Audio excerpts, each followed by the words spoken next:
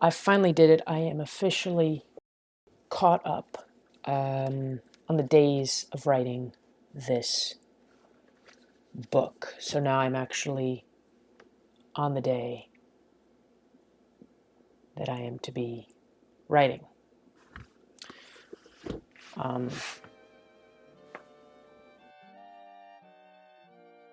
5 years ago, I decided to log every task change I did for a month, from writing to scrolling to using the bathroom.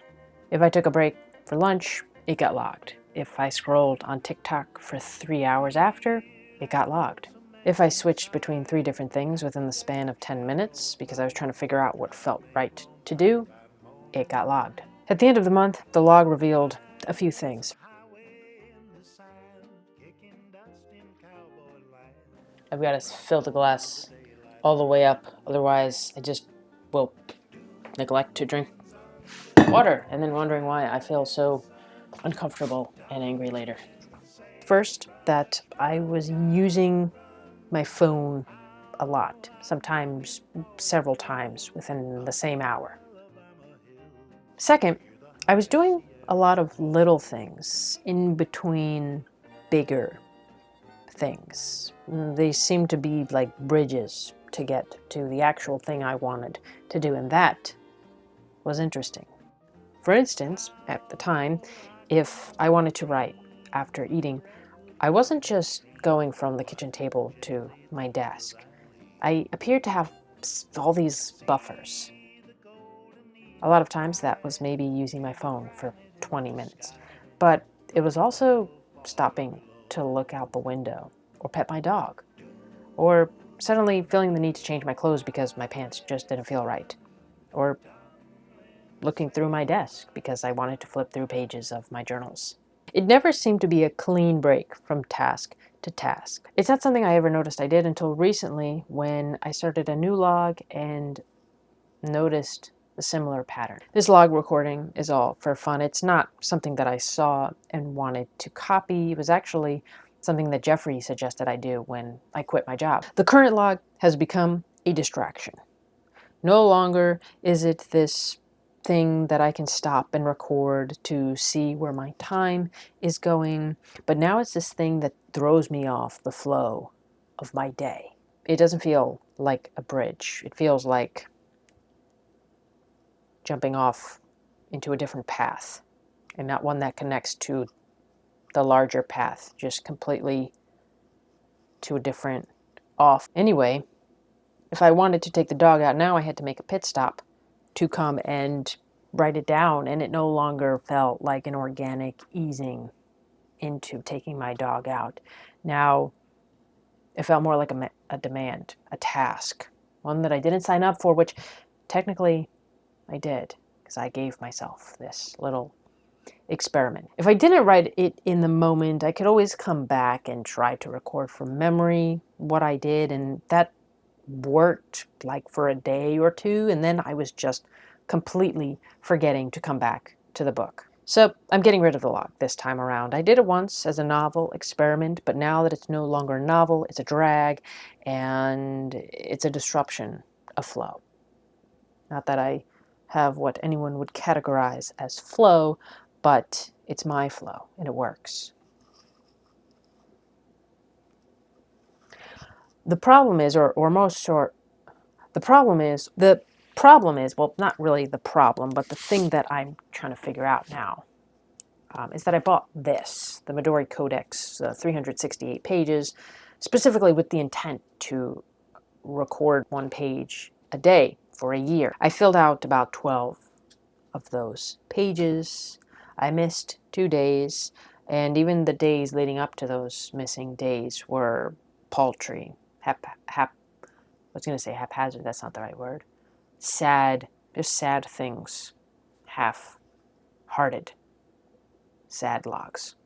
The hourly log just isn't cutting it this time around, and I've got to come up with a new bridge. Cue the dip pen, some ink, the Midori book, and an hour after waking. Loose terms. I've been running into a long with standing issue. It's not always consistent. It more so comes and goes. But when it comes, it's like a symbiote latching on, trying to bind deeper and deeper into the host until we become one. Dramatics aside, I'm talking about waking up and transitioning into the day. It's kind of like I wake up and not really have much of a clue as to what I'm supposed to do or how to transition out of sleep. In the past, coffee has been sort of this bridge, and then that was sort of cacao and tea, and I find myself really not enjoying those lately. Now I just sort of sit and wait until I get hungry enough for breakfast. It's a weird thing. Does anybody else feel this or think about this? The transition from sleep into doing? I'll let you know if I ever figure that out. There's a few other things, like I have to walk the dogs, and that definitely helps. Getting up at the same time as Jeffrey, that definitely helps. But I want to try something that can potentially help facilitate this transition from sleep to waking a little bit easier or differently, or just something I want to try. And that is an hour or so after waking, I come and I sit quietly and write with a dip pen in the Midori Codex. One page, nothing specific. It's not like a recounting of anything or recording. It could be stories, it could be poetry, it could be mindlessness. This is similar to the morning pages, as maybe some of you have heard of. I do hate that phrase. And hate is a strong word, but, well, I've never done morning pages, but just the fact that people talk about it so much, I just don't want to do it. This is less forcing a long stream of unbroken consciousness to unlock creative potential and more experiencing the slowness that accompanies writing with a dip pen. It's a focus on the words, on the script of it all, on the craft of writing. This is not a morning habit focused on reflection or journaling. This would be a morning habit to transition into the next block of the day. Once I get past the morning, all the other bridges seem to just naturally fall into place. There's juggling, there's playing an instrument for 5 minutes, there's going to pet the dog. These are all brief moments, things I do naturally to help me get to the longer task. So it's been a couple of days, and I will admit I'm having a hard time keeping to the dip pen morning writing. I got behind a bunch of days, like about 4 or 5 days, and I slowly but surely finally caught up. I don't want this activity to be a drag. I want it to be fun, something I look forward to, similar to when I was painting, when I was doing the paint by numbers or coloring, with a less than cathartic way of interacting with the world. And now I have officially caught up. I was excited to see what it would look like when I was writing on the actual day of waking, because before I was trying to catch up. So I was basically just recounting what happened the previous day. And that's kind of not fun.